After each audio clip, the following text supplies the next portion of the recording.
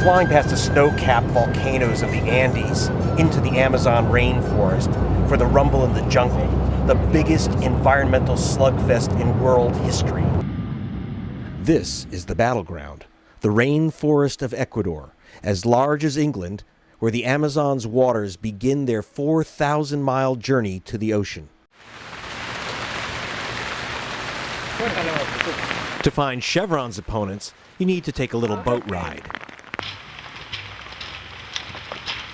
Deep in the rainforest are the Cofan Indians. No one knows how many thousands of years they've been here, living off what they could hunt, fish, and craft from the river and jungle. Is that a hat or? Usamos para cargar yuca. We use this to carry yuca, banana, corn, and little animals we hunt. Sí, pero antiguamente era con la. In the old days, we hunted with blowpipes. Now I have a shotgun. Una carabina. Their main meal used to be monkey, but today's menu is chicken. In 1972, a helicopter landed and everything changed. Chief Emergildo Criollo says the oil company obtained permission to drill from the Cofan, speaking in Spanish, which the Indians didn't understand. They give us candy, sugar, diesel fuel, and cheese. The cheese smelled funny. We threw it into the jungle. They say we could rub oil on our skin to cure aches and pains. Oh, so they told you that if you put oil on your skin, it would make you better? Sí, eso dijo sí. Speaking in Cofan, Cecilia Kenama said she lost a daughter to the pollution. I asked why blame Texaco. Many children have died of strange new diseases only since the drilling began. Yo perdí dos hijos. I lost 2 sons. My 3-year-old went swimming and began to vomit blood. The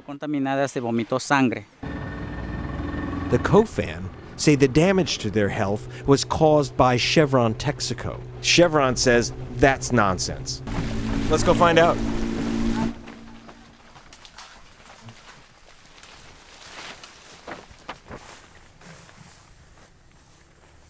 Ooh.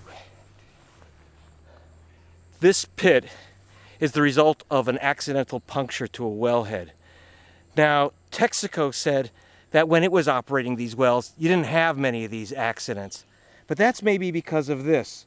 It says personal and confidential. It says reports are to be removed from the field division offices and destroyed. Like that. If you were here with me, you could smell it. Yum.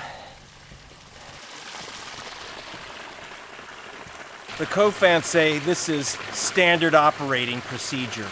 They drink this stuff. They swim in it. And they breathe it. In Texas, they call this sky dumping. That's not Chevron smoke.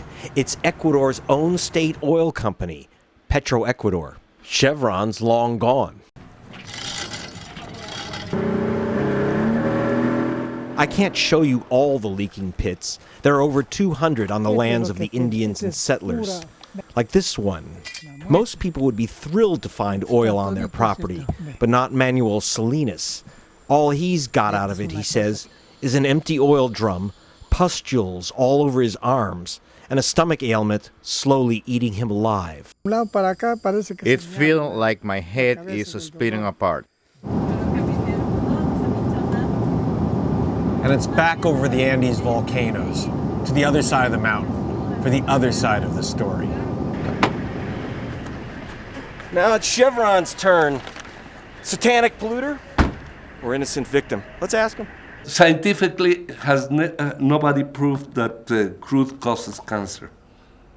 Okay? I asked Chevron's lawyers about the rising number of cancers among Indian children. Did they show you a medical certificate? No. And it's the only case of cancer in the world? How many cases of children with cancer you have in the States, in Europe, in Quito?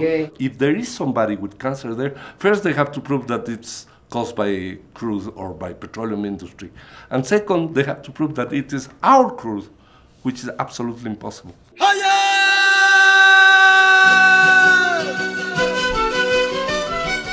So the Indians are attempting to do the impossible.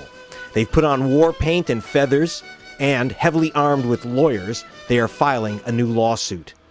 They are demanding no less than $12 billion from Chevron Texaco to clean up their forest.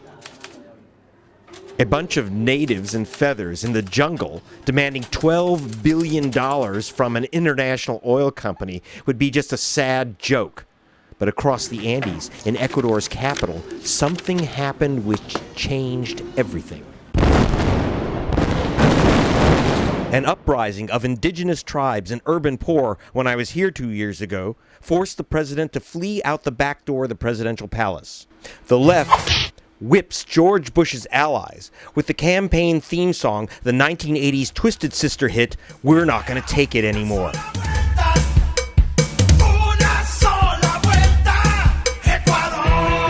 The new government kicked out the last of the big U.S. oil companies, Occidental Petroleum, and just this month, Ecuador's new president, Rafael Correa, flew to Saudi Arabia to rejoin the OPEC cartel and told George Bush to shut down the U.S. military base on Ecuador's coast, unless Bush gave Ecuador a military base in Miami.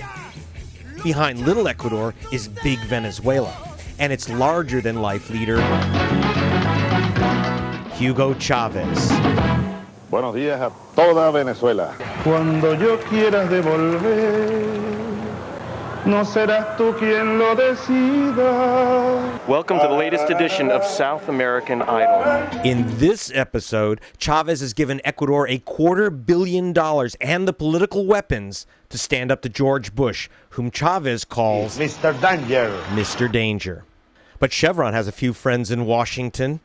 U.S. Secretary of State Condoleezza Rice served on Chevron's corporate board for 10 years and is the only member of George Bush's cabinet who can carry 30 million gallons of crude oil. Chevron named a supertanker after her. Now, Chavez stands with Ecuador's leaders, and Ecuador's leaders are standing with those suing Chevron. Back in Quito, we caught up with the man who designed Ecuador's new alliance with Chavez, who this week becomes president of Ecuador's new National Assembly. And he's architect of the plan to return Ecuador to OPEC and take down the U.S. oil companies like Chevron. Assembly President Alberto Acosta. I asked him about Chevron's treatment of the Indians. Chevron is responsible for the environmental and social destruction in the Amazons, and that's why they're on trial. What if every small nation on the planet sued big oil companies, big U.S. oil companies, for damage created years ago? Wouldn't that bring the entire worldwide oil industry to a stop? What we should ask is not whether that will create chaos in the oil industry, but whether the oil industry is creating chaos in the world. What about his new alliance with Hugo Chavez? We don't have an imperialist relationship with Venezuela. We're brother countries building a whole new Latin America. The conflict between Indians and Chevron is becoming a battlefield in the war between Bush and Chavez. Not everyone's happy about the new oil order. One dissenter asked us to meet him at the Hotel Quito. Si tú me miras,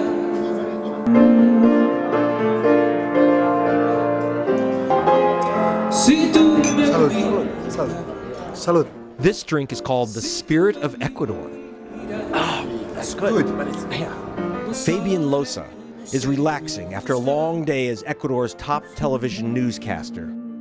Do you think Acosta's demands on Chevron and the oil companies are demagoguery, are just No, I think false? It's more dangerous.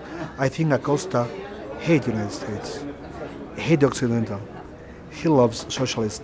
He loves Chavez. He loves Cuba.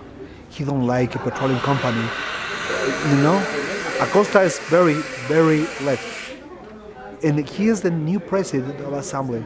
He raises questions about the environmentalists suing Chevron. Environment activists people are communists in the past. Now they are over green but red down, like a sandia. What's the meaning in English, Fred? Right, like a, Green like a and watermelon. red. Yeah, watermelon. Green on the outside, red on the Yeah. inside. The oil minister of the old regime waved goodbye to us, and I headed off to the jungle to meet one of these so-called watermelons. This is the Cofan's lawyer for their last filing, 27-year-old Julio Prieto. He describes the difference between his legal team and Chevron Texaco's. Here come us, in one yellow cab, 2 lawyers and 1 technician.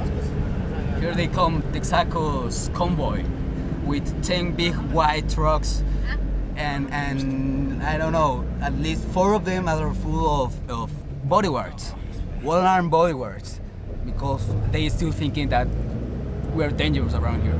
I asked him why he's not suing Ecuador's own oil company. Isn't it easy to blame the big rich gringos who left the country 15 years ago, and it's a mess right now? But Petroecuador has done bad.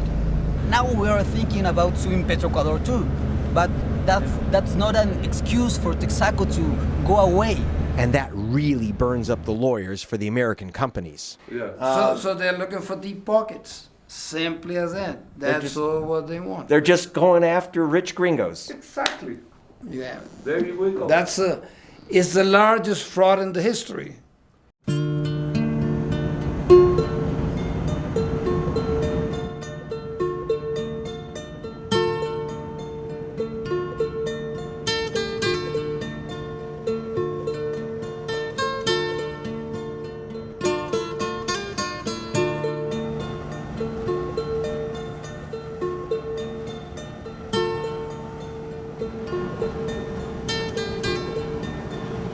Chevron versus rainforest Indians, or Bush versus Chavez. Whatever you call it, it's just another front in the war over that dark commodity that's left half the world in flames.